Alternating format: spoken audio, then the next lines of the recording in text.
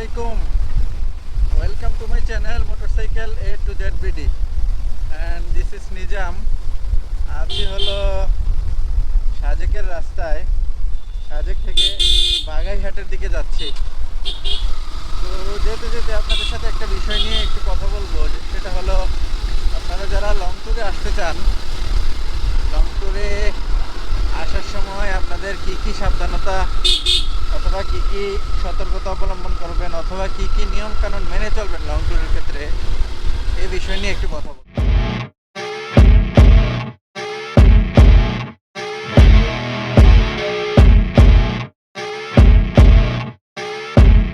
Long ট্যুরের ক্ষেত্রে আপনারা যখন লং ট্যুরে আসবেন বাইক নিয়ে, আপনারা কিছু বিষয় যদি মেনটেন না করেন তাহলে কিন্তু আপনি বিপদে পড়তে পারেন।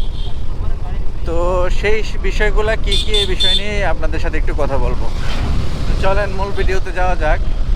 প্রথমে আমি যেটা বলবো, আপনারা লং ট্যুরে আসার 2-1 দিন আগে অবশ্যই বাইকটাকে সার্ভিস করিয়ে নেবেন, মোবিল পাল্টিয়ে নেবেন। তারপরে বাইকের আর কোনো সমস্যা আছে কি না, বাইকের গ্রিজিং পয়েন্ট, মুভিং পার্টসগুলোতে গ্রিজিং করে বাইকটাকে একদম ফিটফাট করে তারপর বের হবেন। তারপরে লং ট্যুরে বের হওয়ার আগে আপনার প্রয়োজনীয় যেসব জিনিসপত্র, যেমন আপনার বাইকের কাগজপত্র, ড্রাইভিং লাইসেন্স, এগুলো তো মাস্ট সবসময় রাখতে হবে। লং ট্যুরের ক্ষেত্রে এগুলা মনে রাখতে হবে আর কি আপনাকে। পাশাপাশি আপনি কিছু মেডিকেল কিট রাখতে পারেন, যেমন মাথা ব্যথা, গ্যাস্ট্রিকের ওষুধ, এই টাইপের কিছু জিনিস যদি আপনি রাখেন আপনার অনেকটা হেল্প হবে। আর এছাড়াও বাইকের ক্ষেত্রে আরও কিছু জিনিস যদি মেনটেন করেন, যেমন বাইকের টুকটাক পার্টসপাতি যদি আপনার, যেমন ক্লাচ কেবল, থ্রোটলের কেবল, অথবা ছোটোখাটো যেসব জিনিসগুলো আপনার এগুলো চেঞ্জ করতে লাগে, একটা প্লাস, স্ক্রুড্রাইভার, একটা অ্যালেন কি কিংবা ওই টাইপের কিছু টুলস যদি আপনি সাথে রাখেন আপনার অনেকটা হেল্প হবে। আপনার বিপদে আপনি পড়লেও আপনি আপনার বাইকটা নিজেই সারে উঠতে পারবেন আর কি। তো এই গেল একটা বিষয়। তারপর লং ট্যুরের ক্ষেত্রে আপনি যখন আসবেন অবশ্যই আপনি সেফটি গিয়ার মেনটেন করবেন 100%। সেফটি বুট সাথে জিন্স প্যান্ট পরার চেষ্টা করবেন। তারপরে পায়ের গার্ড, হাতের গার্ড, এগুলা আর কি। তারপরে চেস্টের গার্ড, এগুলা সেফটি গিয়ারটা ভালো মানের একটা হেলমেট, এগুলো মেনটেন করে চলবেন। আর এছাড়াও লং ট্যুরের ক্ষেত্রে আপনারা যে বিষয়টা মেনটেন করবেন, একটা না দীর্ঘক্ষণ বাইক চালাবেন না। আর পাহাড়ি রাস্তায় যখন আসবেন তখন তো অবশ্যই, যদি পিলিয়ন সাথে থাকে তাইলে ভালো, আপনারা পিলিয়ন 2 জন যদি থাকেন তাইলে চেঞ্জ করে করে চালাইলে হাত পা ব্যথা কম হবে। আর যদি পিলিয়ন না থাকে সেক্ষেত্রে আপনি 50 থেকে 60 কিলো পর পর যদি একটু জিরিয়ে নেন, হাত পায়ের একটু ব্যায়াম ট্যায়াম করে নেন, তাইলে আপনার জন্য একটু রিল্যাক্স হবে আর কি রাইডিংটা। আর প্রতিবার যখন আপনি দাঁড়াবেন তখন আপনি একটু পানি খাবেন, চাটা খাইয়া রিফ্রেশ হয়ে নেবেন, তাইলে লং ট্যুরটা আপনাদের কাছে তেমন একটা কষ্টের মনে হবে না। এছাড়াও লং ট্যুরের ক্ষেত্রে আপনাকে টপ স্পিড পরিহার করে বাইক রাইড করতে হবে। আপনি যদি লং ট্যুরে এসে টপ স্পিডে বাইক রাইড করেন সেক্ষেত্রে কিন্তু বাইকের ক্ষতি হওয়ার পসিবিলিটি আছে। এই জন্য লং ট্যুরে আমরা আসলে অবশ্যই টপ স্পিড পরিহার করব, একটা নির্দিষ্ট গতি ধরে বাইকটা রাইড করব। সেক্ষেত্রে আপনার জন্য ভালো, বাইকের জন্য ভালো। নির্দিষ্ট গতি বলতে 70, 80, 90 কিলোমিটার এর মধ্যে আর কি বাইকটা রাইড করার চেষ্টা করবেন।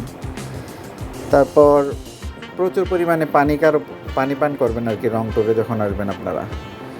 একটু পর যখন আপনারা দাঁড়াবেন তখন আর কি চেষ্টা করবেন প্রচুর পরিমাণ পানি পার করতে, কারণ লং ট্যুরে যখন আসবেন আপনি দীর্ঘ অনেক সময় 300-400 কিলোমিটার বাইক রাইড করা হবে। তো এই সময় আপনার কিন্তু ডিহাইড্রেশনে ভুগতে পারেন। এই জন্য আপনার লং ট্যুরের ক্ষেত্রে প্রচুর পরিমাণ পানি পান করবেন। তারপরে লং ট্যুরে যখন আসবেন অবশ্যই আপনি যেহেতু লং টাইম গাড়িটা চালাবেন, সেক্ষেত্রে আপনি আপনার সেফটির দিকটা চিন্তা করবেন।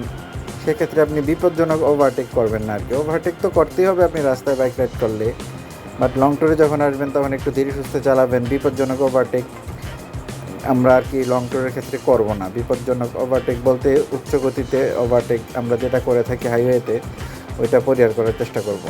তারপরে লং ট্যুরের ক্ষেত্রে আমরা মুখে একটা চুইংগাম অথবা চকলেট রাখবো।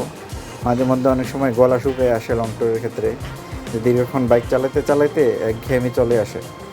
সেক্ষেত্রে মুখে চুইংগাম অথবা চকলেট কিন্তু আপনাকে অনেকটা হেল্প করবে। তারপর লং ট্যুরের ক্ষেত্রে আপনি সানগ্লাস না ব্যবহার করলেও সমস্যা নেই, বাট সানগ্লাস ব্যবহার করলে আপনি আর কি শান্তি পাবেন লং ট্যুরের ক্ষেত্রে। সেক্ষেত্রে আপনি পোলারাইজড যে সানগ্লাসটা আছে সেই সানগ্লাসটা যদি আপনি ব্যবহার করেন তাহলে আর কি আপনি এই সূর্যের আলোতে বাইক রাইড করে অনেকটা মজা পাবেন।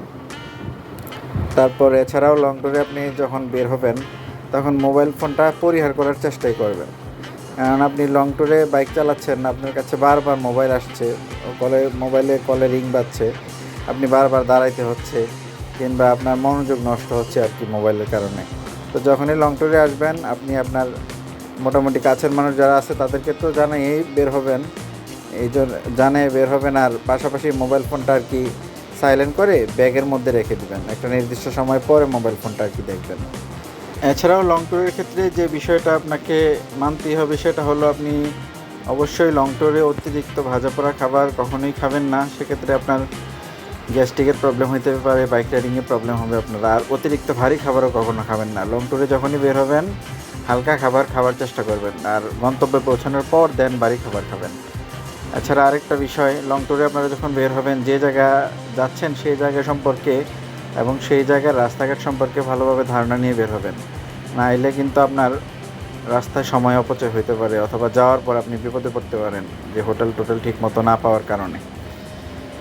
আর এখন আমরা যে বাজারটাতে আছি, এখন একটা বাজারে আছি, এটা মনে হয় পাহাড়িদের কোনো বাজার, এখানে জুমের প্রচুর জিনিসপত্র আর কি উঠছে, চারদিকের পরিবেশ, এই বাজারের পরিবেশটা অনেক সুন্দর।